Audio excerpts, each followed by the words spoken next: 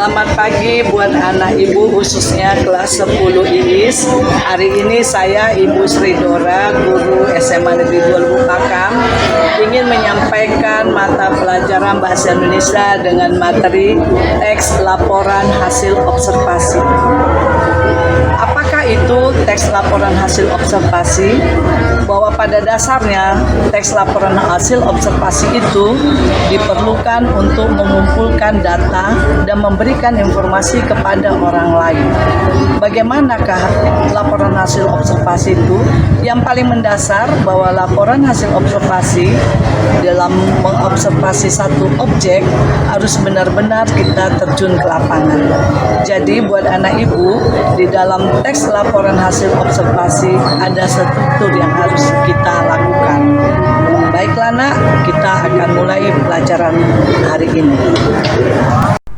Baiklah nak, kita akan memulai pelajaran kita, yaitu teks laporan hasil observasi. Di sini teks laporan hasil observasi itu perlu juga Ibu sampaikan kepada kalian, itu merupakan KD 31 dan KD 41. Nah, di sini KD 31 itu kita ingin mengidentifikasi teks laporan hasil observasi, baik itu dengan lisan ataupun tulisan.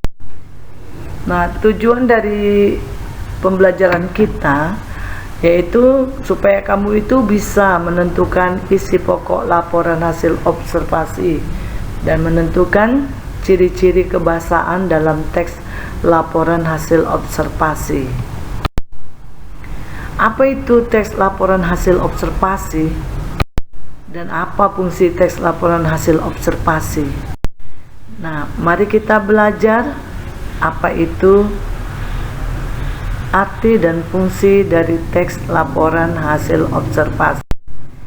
Pertama, kita harus pahami betul bahwa di dalam laporan hasil observasi itu adalah berita atau informasi yang dibuat itu berdasarkan pengamatan. Jadi tidak menggunakan daya hayal atau mengada-ngada, tapi memang langsung terjun melakukan observasi tempat objek yang akan dilaporkan. Menurut Kosasi, bahwa teks laporan hasil observasi yaitu mengemukakan fakta-fakta yang diperoleh dari hasil pengamatan, bukan hasil imajinasi. Nah, di sini ada struktur teks laporan hasil observasi, di mana strukturnya yang pertama dapat kamu lihat yaitu pernyataan umum atau definisi. Kalau Ibu beri gambarannya secara singkat, kalau disebut definisi, ini tidak satu pun orang yang bisa menyangkalnya, karena definisi ini merupakan pembuktian, di mana pembuktian itu memang bisa diterima oleh semua orang. Contohnya kalau dikatakan definisi, harimau adalah salah satu hewan mamalia yang sangat buas. Nah, jadi kalau dikatakan definisi berarti dianya diakui seluruh lapisan atau dapat dibuktikan ilmiahnya, faktanya. Nah, yang kedua, aspek yang dilaporkan. Nah, aspek yang dilaporkan ini merupakan deskripsi perbagian, karena di dalam laporan hasil observasi itu ada klasifikasi, ada pembagian. Nah, klasifikasi ini merupakan pengelompokan sesuai dengan kelasnya. Kemudian deskripsi manfaat.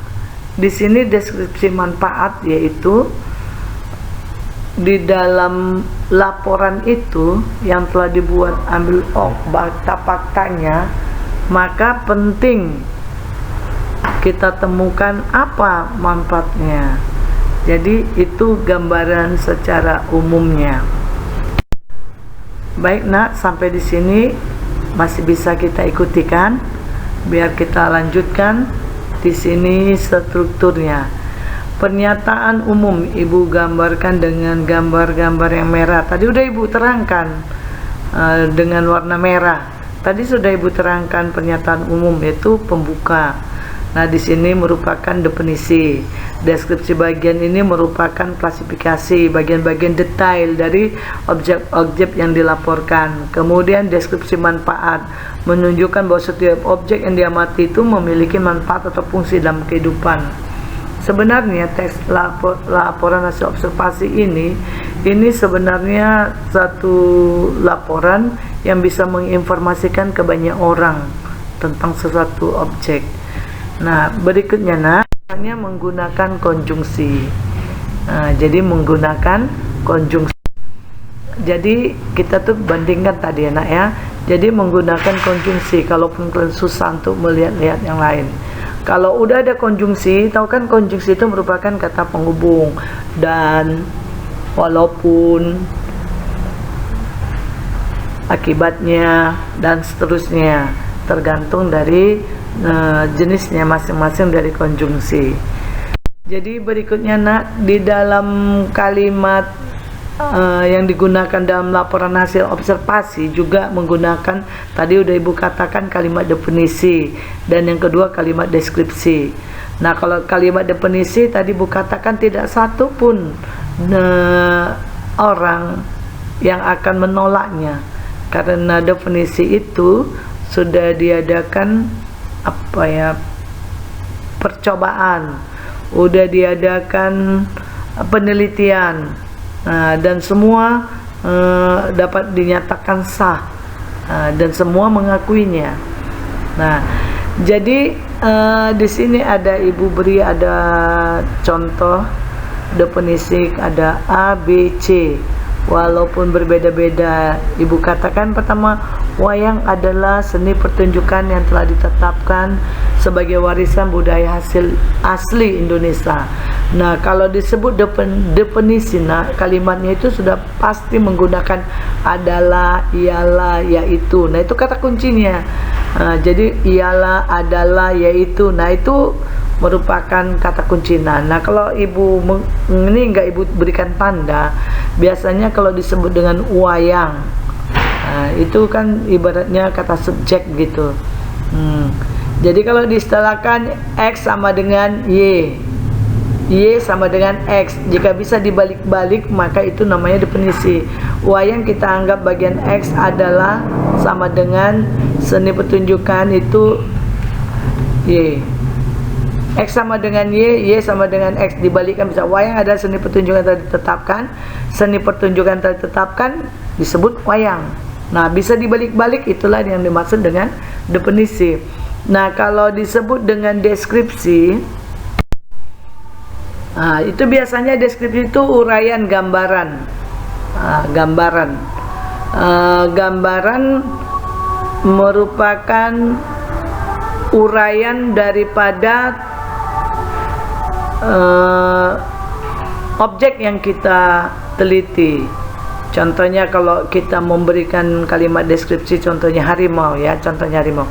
Harimau itu mempunyai taring yang tajam, ekornya panjang, matanya tajam, badannya besar. Nah, itu udah salah satu bentuk kalimat deskripsi.